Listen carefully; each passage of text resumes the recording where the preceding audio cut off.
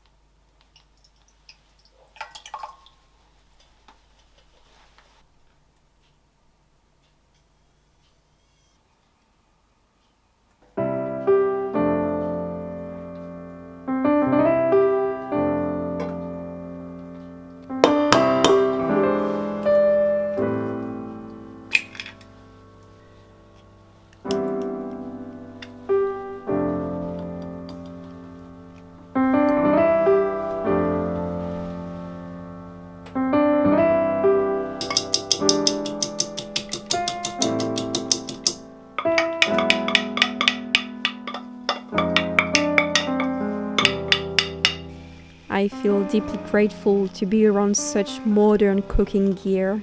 I for sure could not make this kind of desserts if I was still living off-grid.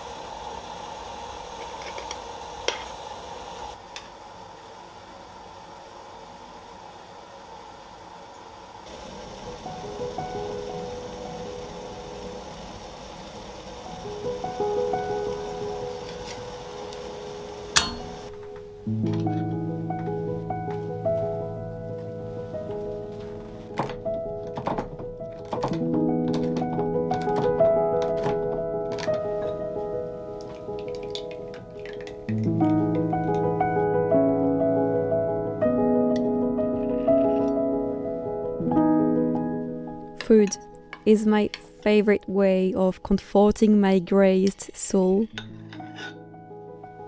A few ingredients put in a special way can make you travel anywhere. Scent is the strongest of all human senses, and just the warm smell of your favorite dish can trigger strong memories.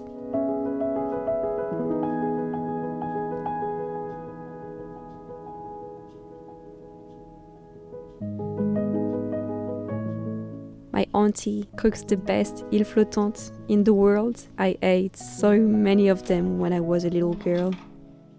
So I thought it would be well welcomed to soak in recklessness for a while, just like it used to be.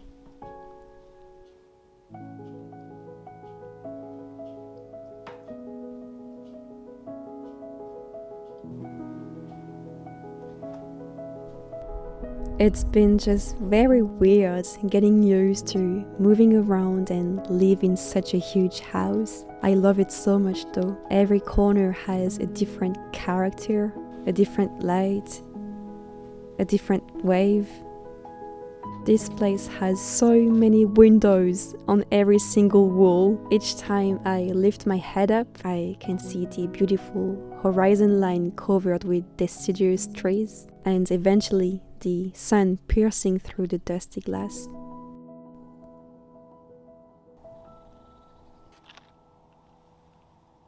The more I grow, the more I allow that creative flow in my mind to come and go.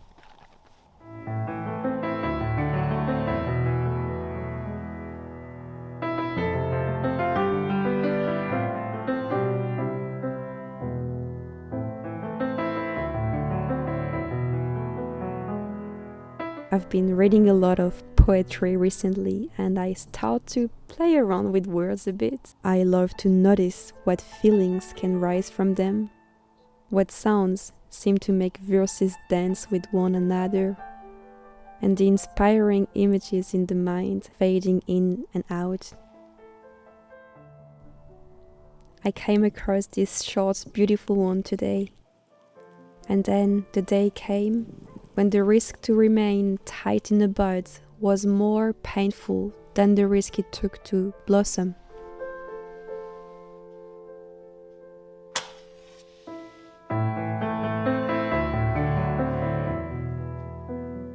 I started my self-employed journey a year ago, and life never seemed so harsh before that. Gosh, I feel lost, in doubt and in debt. Money doesn't buy happiness, darlings, but it does allow you to give it away.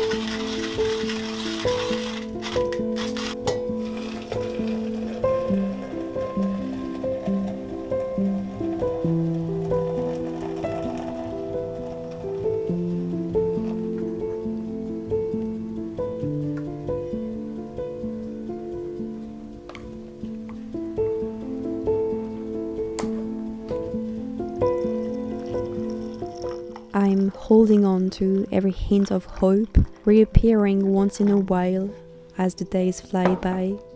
I hang onto that little whispering voice I can barely hear.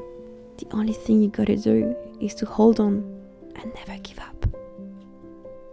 So I try and bind my rational left brain to this idea, to this promise I made to myself, no matter how dark it gets in there some days. I just wanted to tell you a few words before wrapping up. I may not have a big audience, but all of you watching my content means the world to me. Ça me donne vraiment la force d'avancer with my heart wide open. Merci. Merci du fond du cœur.